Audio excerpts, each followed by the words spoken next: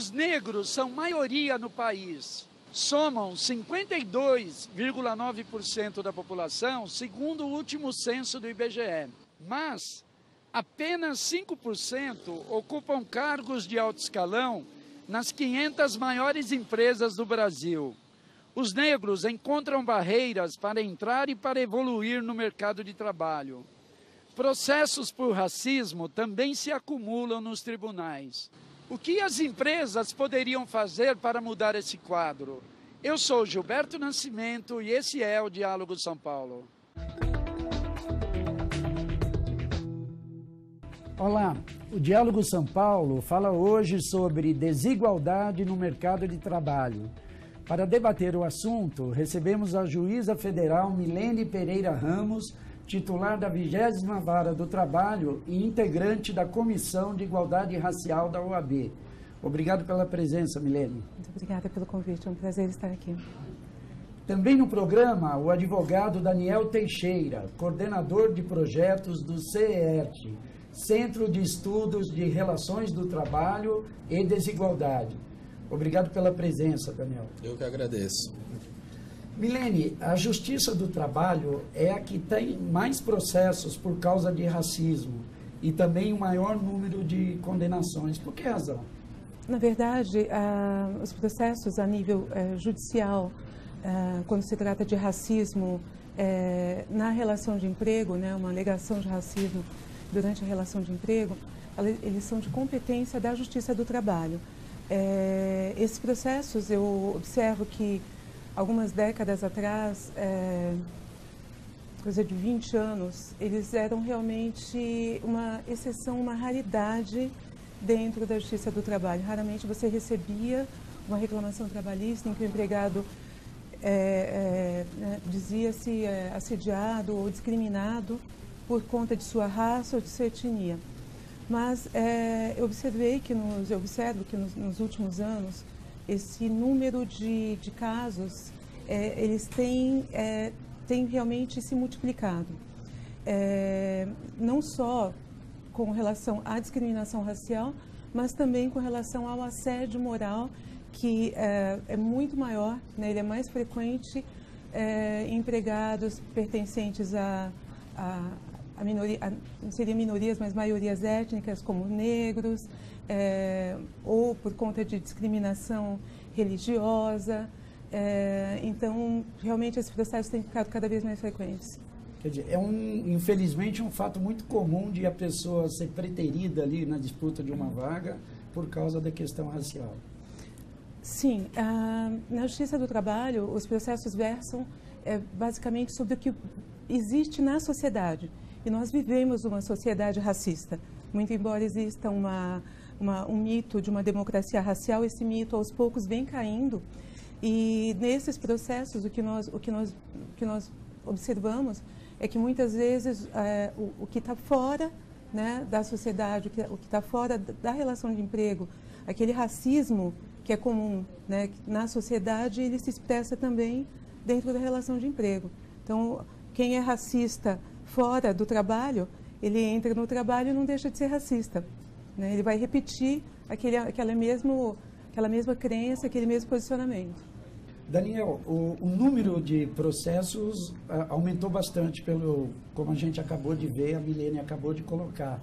Agora, há um dado curioso, de 1951 a 1996, ocorreram apenas 9 julgamentos no Brasil por causa de racismo, né? Incluindo todos os tribunais brasileiros.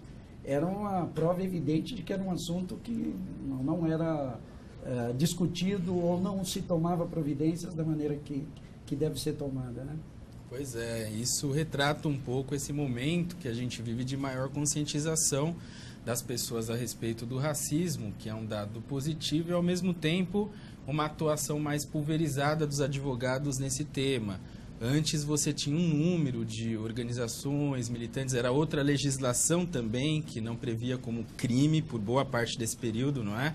Até a Constituição, depois a Lei 7716 de 89, quando a gente vai ter um outro tratamento para esse tema e uma discussão maior na sociedade, quer dizer, isso vem sendo colocado pela sociedade civil organizada, né, pelo movimento negro, e posteriormente com a adoção de ações afirmativas. Então o tema passou a não ser mais um tabu como era antigamente, e isso também se refletiu nos tribunais.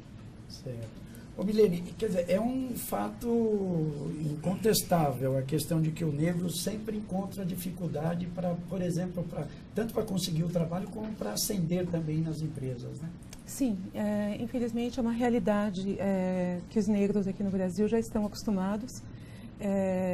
O racismo, a discriminação e os efeitos maléficos, né, dessa discriminação, eles perduram, eles por toda a vida, eles estão ali presentes no dia a dia. Você sofre racismo no shopping, quando você, né, pergunta uma informação, né, sobre um determinado produto e a vendedora vem e te fala, olha, custa X, né, insinuando que você não teria condições de adquirir um produto daquele valor, e também no ambiente de trabalho realmente um problema bastante grave, eu diria. As empresas precisam tomar consciência de que isso é um problema, inclusive até para a produtividade da própria empresa, porque com o racismo, com a discriminação, existe uma degradação do ambiente de trabalho e, com certeza, aí uma perda de produtividade e de lucro. Quer dizer, para a própria empresa não é interessante. Sem contar que já existem estudos que você, com certeza, né, tem informação na Columbia University, deve conhecer, de que a diversidade no ambiente de trabalho, ela aumenta a produtividade, né, e a competitividade da empresa no mercado. E por enquanto, eu gostaria que o Daniel comentasse isso daqui. Segundo o último censo do IBGE, né, os negros são 52,9% da população. E uma pesquisa do Instituto Ethos mostra que entre as 500 maiores empresas do Brasil, você tem apenas 5% de negros ocupando cargos de alto escalão, né? Qual a sua avaliação aí sobre esses números? Esse é um dos dados mais estarrecedores do racismo, quando você tem a consolidação de lugares sociais pré-determinados e que são naturalizados, né? Foi interessante recentemente uma juíza recentemente empossada no Paraná, falando que a meritocracia, esse mito da meritocracia, naturaliza a pobreza. Como naturaliza também o racismo, no sentido de que certos grupos étnicos são previstos para determinados espaços. E isso tem sido uma constante, e essa pesquisa do Instituto Ethos vem sendo refeita, né, ao longo do tempo, e sempre mostrando essa exclusão dos negros em relação à ascensão. Esses estudos que a gente tem hoje sobre diversidade demonstram quanto isso é produtivo para a empresa, como foi falado, quer dizer, quanto mais diversidade você tem, melhor para o negócio é. E mesmo assim, ainda no Brasil, a gente vê muita timidez nesse setor para que a gente possa avançar para ter uma maior diversidade racial nos espaços, principalmente de decisão. Então, o CERT hoje, inclusive, com relação ao Instituto Ethos, a gente vem coordenando a produção de indicadores sobre equidade racial nas empresas, justamente para caracterizar melhor como está esse cenário, mas também medidas para que a gente possa avançar. Porque hoje, para além do diagnóstico que o setor empresarial tem feito, é necessário que a gente possibilite medidas concretas para o avanço, né, na ascensão, né, principalmente da mulher negra, que nas empresas é praticamente invisibilizada nos cargos de decisão, mas da juventude negra, dos negros em geral. Aí é uma questão para a Milene comentar. A questão da mulher também, né? As mulheres somam 51,4% da população e apenas 35% ocupam cargos de gerentes, por exemplo. Então é um outro... E esse número vai ser ainda muito menor se for olhar quanto desses 35% dessas mulheres são negras, né?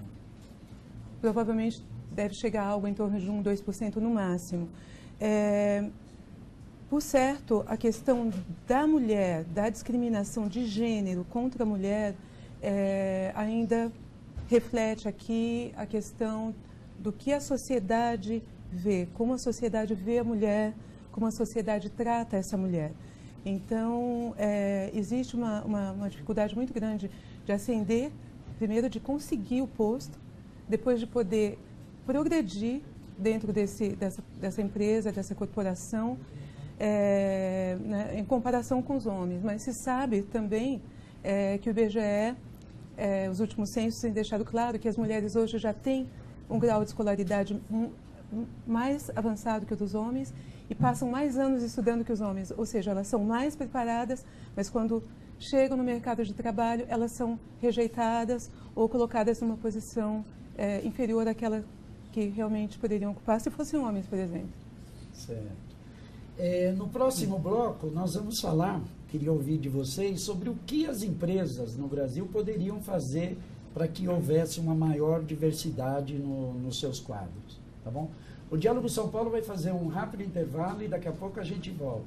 Até já. Apenas 5% dos negros ocupam cargos de alto escalão no país. O que você acha disso? Infelizmente, tem que mudar um pouco essa cultura, né? Mas é óbvio, né? Tem que começar lá do começo. Na minha opinião, tem que começar da educação. O grande problema é a falta de oportunidade que as pessoas têm. E não só a população negra, mas assim, em grande parte a população de baixa renda. Que também é composta por a maioria de negros. Eu acho que é mais na questão da oportunidade mesmo, porque tem vezes que assim, o negro ele tem a mesma capacidade, né? Mas pela essa questão do nosso país ser racista, né? Por conta disso ele não é encaixado, inserido no mercado de trabalho ou em algum cargo que seja executivo ou coisa do gênero assim. Isso depende muito do seu grau de escolaridade, da sua educação, da sua informação. Aí sim você vai ser discriminado, sendo branco, sendo negro, sendo loiro, independente da sua cor. Eu acho que o Brasil tem avançado neste quesito quando busca dar cotas, quando busca implementar nos concursos públicos uma reserva de vagas para esse grupo, né? Essa minoria que seria os negros. Eu penso assim.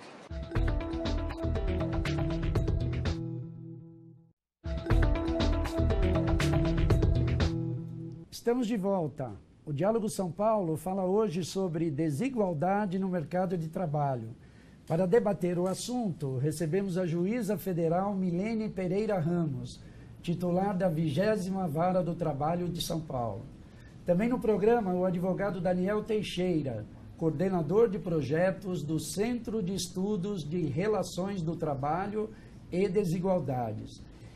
Milene, tem um levantamento do Instituto Ethos também que apontou que as grandes companhias no Brasil não possuem ações afirmativas para incentivar a contratação de negros nos seus quadros, né? O que você acha também dessa questão?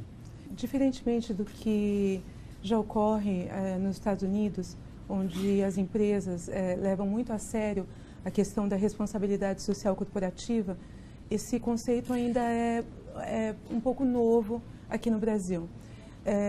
Então, o que se verifica é que realmente pouquíssimas empresas possuem ações afirmativas com relação à contratação de negros.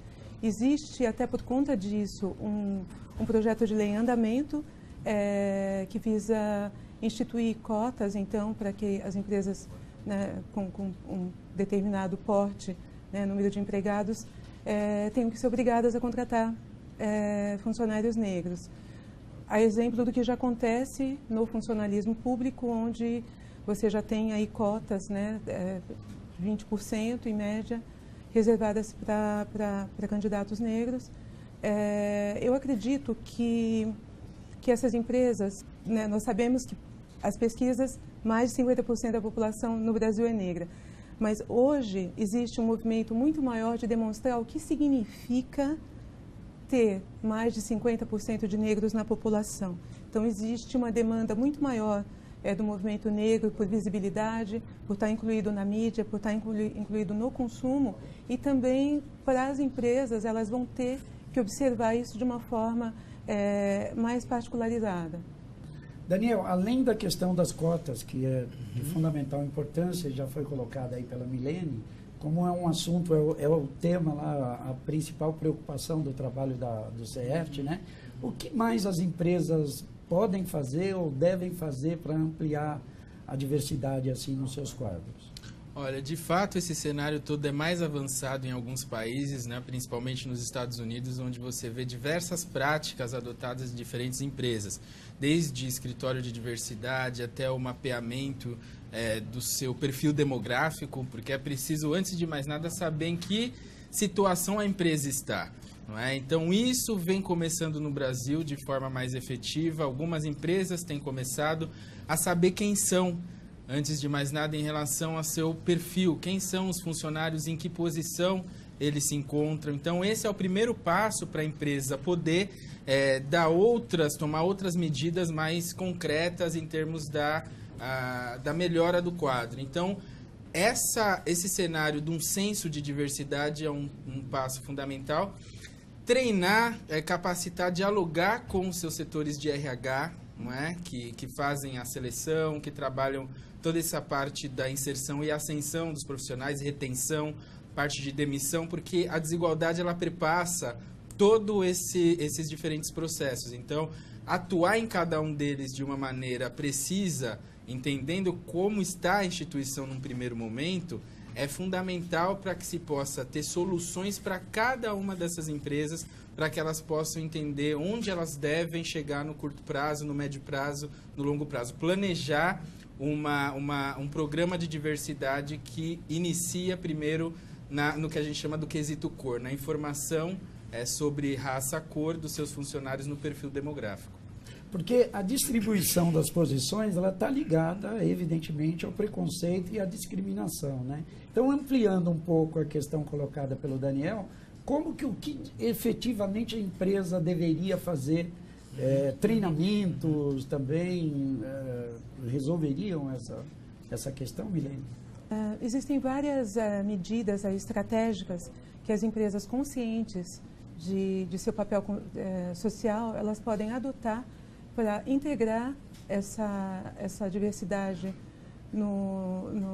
dentro da sua própria força de trabalho e também não só integrar essa diversidade, mas de forma qualitativa, de forma que esses funcionários negros eles estejam dentro da corporação, mas também que recebam um tratamento digno, né? Que não sejam vistos como pessoas que estão ali apenas para cumprir alguma cota ou por algum favor, alguma benesse dessas empresas. É importante que a empresa primeiro prepare também a sua própria força de trabalho não diversa, né, para entender, se sensibilizar com relação à necessidade de maior diversidade, de incluir negros, né, nesse grupo, e qual tratamento deve ser dado, né, a essas pessoas, para que elas realmente não sofram aí uma discriminação né, ali dentro, apesar de estarem empregadas. Isso já aconteceu um tempo atrás com uma grande empresa que, por conta de cotas, teve que contratar portadores de necessidades especiais, mas eles ficaram isolados numa sala. Então, existia um andar que era conhecido como andar, assim, com... Eles não faziam nada? Ficavam confinados? Eles tinham tarefas, mas todos confinados no mesmo ambiente. Eles não estavam realmente integrados dentro da força de trabalho, então se sentiram mais uma vez discriminados e isso gerou um grande problema na justiça, mas a empresa... Houve uma ação, um processo? Sim. E a empresa, após né, se conscientizou, entendeu qual que era o problema, qual seria a forma de integrar essa força de trabalho, mas com qualidade, né, respeitando a Constituição, os princípios da dignidade humana.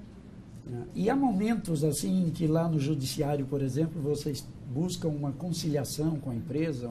É possível acordos assim, por exemplo, que impeça até o andamento da ação ou chegue-se num acordo, numa solução mais favorável para todos os lados? Sim, com certeza. É um papel do judiciário também. O papel é o papel do judiciário primordialmente do Judiciário Trabalhista, é tentar a conciliação, a composição das partes, antes de, então, partir para uma instrução processual e uma decisão, uma sentença. Em muitos casos, com relação à questão de discriminação racial especificamente, assédio moral baseado na questão de raça e cor, o que eu verifico no contato com essas empresas é algo muito interessante. Muitas vezes a empresa ela não sabe, né? O empregador não tem noção do que está acontecendo. Ele não tem noção, às vezes, de que o empregado que foi apelidado de neguinho, né?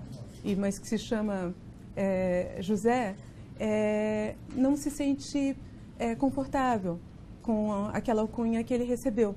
E isso eu acho que é um papel muito importante do Judiciário Trabalhista, que é explicar também para as partes o que está errado ali. Então, né, o que está errado em chamar alguém de neguinho? Porque é cultural. É o que eu disse, o racismo e a discriminação que existem na sociedade, eles entram em todos os espaços. E entram nas empresas também, nas escolas, né? E muitas vezes a empresa não sabe, ela não tem noção de que aquilo é ofensivo. Eu queria que o Daniel falasse rapidamente sobre alguns números aqui. Diplomatas, por exemplo, no Brasil, a gente tem apenas 5% dos diplomatas do Brasil são negros. Na própria magistratura, é 1,4% apenas, né? Queria que vocês comentassem rapidamente esses números aqui. Pois é, isso vai se repetir quando a gente analisa cada um dos espaços das instituições de prestígio, de decisão na sociedade. E tem a ver com esse fato de o racismo, embora as pessoas muitas vezes se confundam em relação ao que é racismo, ao que é discriminação racial, a um episódio de discriminação racial, quando na verdade o racismo ele é um sistema de opressão. Ele é uma falsa ideologia segundo a qual há uma hierarquia entre as pessoas segundo o seu pertencimento étnico-racial. E isso acaba naturalizando esses espaços de subalternidade na sociedade e que as pessoas negras não acessem, portanto, espaços de poder, espaços de decisão e carreiras aí de prestígio tradicionalmente no Brasil. Portanto, é necessário entender como funciona esse mecanismo para que se mude a cultura das organizações, para que não se incorra em racismo institucional, não é? As práticas nas instituições que levam à exclusão racial e para que a gente possa avançar futuramente, né, a partir daí, medidas de inserção, ascensão, respeito à dignidade humana de forma mais igualitária. Ok, eu agradeço a presença, Daniel. E você gostaria de deixar algum contato? Eu deixo, então, o site do CERT, cert.org.br, também aí meu e-mail, danielcert@uol.com.br, e dizer que o CERT também está nas mídias sociais, principalmente no Facebook, temos lá CERT para acesso de todos. Milene, se você também puder comentar rapidamente essa questão e deixar um contato. Sim, concordo plenamente com o que o Dr. Daniel terminou de falar. Existe um falso conceito decorrente da mentalidade racista de que, por ser branco, um determinado indivíduo é melhor do que um indivíduo negro. Esse tipo de mentalidade, né, de conceito, de preconceito, ele está incutido na nossa sociedade, na cultura brasileira. É importante efetivamente conhecer esses mecanismos, como funciona, o que é o racismo, como ele funciona, para você então não cair naquela armadilha, né? Eu faço parte de um grupo liderado pela Alexandra Lojas, que foi consuleza da França, e Eliane Dias, que é a diretora do SOS Racismo da Assembleia Legislativa, em que o que se muito discute é isso, a questão da visibilidade do negro, né, e da mulher negra, e na importância de descobrir, entender como é esse mecanismo, como funciona o racismo, como se chegou a números tão estarrecedores como 1,4% de juízes negros, né, 5% de diplomatas negros, numa sociedade onde mais de 50% da população é negra. Então, isso é importante, é conhecer, procurar informação e se afastar do racismo, né? Como diz aí na Bíblia, afasta-te, né, do mal, que ele vai se afastar de você. Então, se afastar disso para a gente poder evoluir para um país realmente primeiro mundo. Ok, esse é um tema de fundamental importância, certamente a gente voltará a tratar aqui no programa. Obrigado mais uma vez pela presença. O Diálogo São Paulo de hoje fica por aqui. Voltamos na próxima semana. Até lá.